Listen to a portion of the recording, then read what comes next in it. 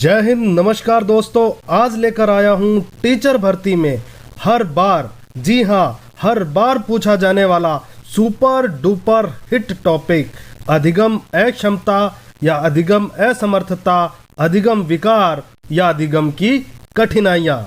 जी हाँ, एक ही बार में याद करवा दूंगा और आप कमेंट में बोलोगे आहा मजा आ गया। चलिए शुरू करते हैं। अधिगम अक्षमता या लर्निंग डिसेबिलिटी या शॉर्ट में एलडी को 1963 में सैमुअल क्रिक ने परिभाषित किया था। क्रिक से क्रेक मत याद रख लेना, ये खुद क्रेक नहीं थे, इन्होंने तो बस एलडी की परिभाषा दी थी। और क्या कहा था कि वाक, भाषा, पठन, लेखन, अंकगणितीय प्रक्रियाओं में किसी एक या अधिक प्रक्रियाओं में विकृति या रुकावट आ जाने से अधिगम अक्षमता हो जाती है। और सबसे इंपॉर्टेंट बात कि जो बालक अधिगम अक्षम होते हैं वे सातों प्रकार की दिव्यांगता में शामिल नहीं होते। डिसलेक्सिया या अपपठन यानी पढ़ने संबंधी विकार, इसे कैसे याद रखेंगे? डिसलेक्सिया में से कीवर्ड निकालेंगे लेक सी यानी झील सी। तुम्हारी लेक सी यानी झील सी आंखों को पढ़ना चाहते हैं लेकिन पढ़ नहीं पाते हैं क्योंकि डिसलेक्सिया हो गया है। तो देखिए, जिन बच्चों को यह समस्या होती है वे दाएं बाएं का अंतर नहीं कर पाते, वर्णमाला सीखने में समस्या होती है, सौ को वॉज, बट को पुट, आग को आम, 69 को क्षण में और मान को नाम पढ़ देते हैं और वाक्य में आए शब्दों को भी आगे पीछे करके पढ़ते हैं। यह मानसिक विकार नहीं है, इनमें शब्दों का संप्रत्यय यानी कंसेप्ट नहीं बन पाता क्योंकि अल्बर्ट आइंस्टीन, ग्राहम बेल जैसे बड़े बड़े वैज्ञानिकों को भी डिसलेक्सिया था, तो इसका आईक्यू से कोई लेना देना नहीं है। आप तारे जमीन पर मूवी जरूर देखना जो डिसलेक्सिया पर आधारित है। और देखिए, इसके उपचार के लिए शब्दों को नीचे अंगुली रखकर पढ़ाने का अभ्यास कराना चाहिए और अधिक से अधिक दृश्य श्रव्य सामग्री यानी ऑडियो विजुअल्स का प्रयोग करना चाहिए। डिसग्राफिया या एग्राफिया या अपलेखन, ये लिखने संबंधी समस्या है। डिसग्राफिया को कैसे याद करेंगे? इसमें से कीवर्ड निकालेंगे ग्राफ, ग्राफ से पैराग्राफ और पैराग्राफ को हमेशा लिखते हैं तो पैराग्राफ से लिखना याद रह जाएगा, यानी ये लिखने संबंधी विकार है।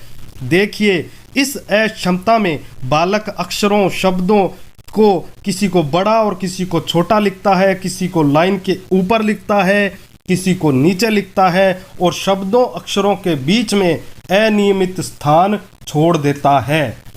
किसी भी अक्षर की संरचना के दाएं व बाएं हिस्से को गलत लिख डालता है। कैसे? ग को देखिए उल्टा ग लिख दिया, मैं को उल्टा मैं लिख दिया, क को उल्टा लिख दिया। और इनकी हैंडराइटिंग भी खराब होती है जो अपठनीय होती है। देखिए, डिसग्राफिया के उपचार के लिए शब्दों को टुकड़ों में तोड़कर यानी क्षतिपूर्ति विधि द्वारा बार बार अभ्यास करवाना चाहिए और साथ ही टीचर को निदानात्मक व उपचारात्मक शिक्षण करवाना चाहिए।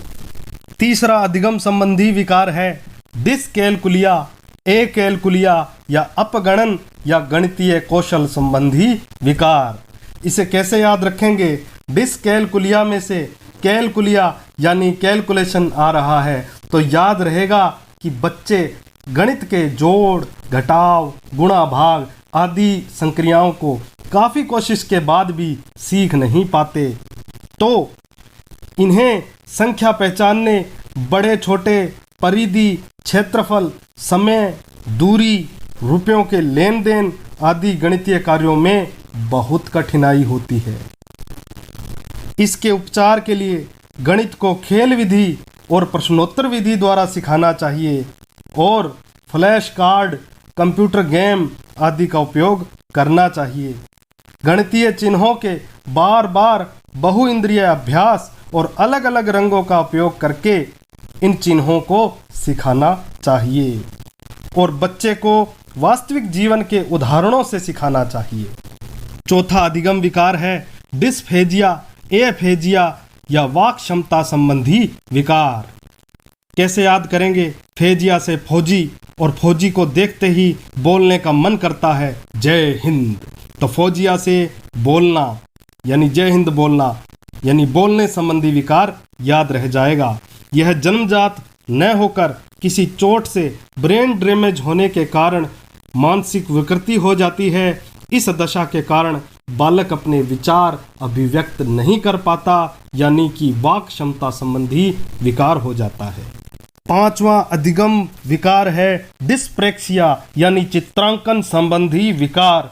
डिस्प्रेक्सिया से याद रखेंगे प्रेक्सिया, और प्रेक्सिया यानी पिक्चर यानी चित्र। लेकिन ये केवल चित्र से ही नहीं, शारीरिक गतिविधि विकास संबंधी विकार है, जिसमें बच्चे अपने अंगों में समन्वय नहीं कर पाते और हाथ व आंखों का तालमेल नहीं बिठा पाते, जिससे बटन लगाने, पेंसिल पकड़ने, कैंची चलाने, साफ बोल पाने, जूते के तस्मे बांधने आदि में बहुत कठिनाई महसूस करते हैं।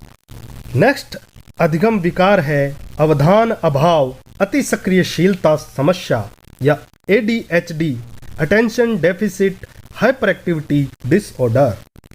देखिए, इस ADHD में तंत्रिका दोष के कारण बच्चों का अपने इमोशंस यानी संवेगों पर नियंत्रण नहीं हो पाता। इस कारण ये बच्चे अनुशासनहीन और अति सक्रिय हो जाते हैं।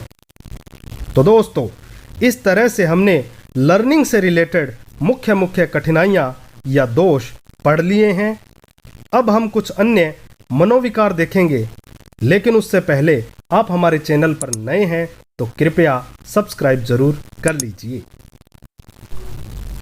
पहला है स्वलीनता या ऑटिज्म। यह आनुवंशिक और स्नायु तंत्र विकार है, जिससे बच्चों में सामाजिकता का अभाव हो जाता है और वे अच्छे से कम्युनिकेट नहीं कर पाते और एक ही शब्द को बार बार दोहराते रहते हैं। दूसरा है डिस्मोर्फिया। देखिए, मोर्फियो का मतलब है शरीर संबंधी। इसमें शरीर की आकृति के प्रति भ्रम उत्पन्न हो जाता है। तो बच्चा या तो स्वयं को बहुत ज़्यादा सुंदर, लंबा, ताकतवर या फिर खुद को बदसूरत, नाटा या कमजोर समझने लगता है। तो यह शरीर की आकृति से रिलेटेड एक विकार है। तीसरा है काल पूर्व जरा या प्रोजेरिया। यह भी एक आनुवंशिक विकार है, जिसमें बच्चे तेजी से बूढ़े दिखने लगते हैं। आपने अमिताभ बच्चन की पा मूवी देखी होगी, जो इसी सिंड्रोम पर आधारित है। चौथा है डिस्थीमिया। यह गंभीर अवसाद और तनाव की अवस्था है, जिसमें निराशा, आत्मसम्मान व एकाग्रता में कमी हो जाती है। पांचवा भस्मक रोग या बुलिमिया। इसमें व्यक्ति अनियंत्रित रूप से भोजन करता है, ठूंसता जाता है और इसे भी एक मनोविकार माना गया है। नेक्स्ट मनोविकार है हिस्टीरिया। देखिए, किसी दुखद घटना या तनाव के कारण दौरे पड़ना और पक्षाघात हो जाना हिस्टीरिया है। हिस्टीरिया से हिस्ट्री, हिस्ट्री से कोई दुखद घटना याद रख लेंगे और इस तरह से ये याद हो जाएगा। अगला मनोविकार है डिमेंशिया। देखिए, मेंशिया से में से मनोभ्रंश या मेमोरी का कमजोर हो जाना, यानी इस मनोविकार में स्मृति या याददाश्त कमजोर हो जाती है। अंतिम मनोविकार है एनोरेक्सिया नर्वोसा या कम खाना खाने का विकार। इसमें व्यक्ति अपने वजन को लेकर चिंतित रहता है और स्वयं को भूखा रखकर स्लिम ट्रिम बनने का प्रयास करता रहता है। देखिए, अधिक खाने का तो था बुलिमिया, जिसमें अनियंत्रित भोजन करता है, और कम भोजन का है एनोरेक्सिया, बुलिमिया, एनोरेक्सिया। तो दोस्तों, आज का यह वीडियो आपको कैसा लगा कमेंट करके ज़रूर बताएं।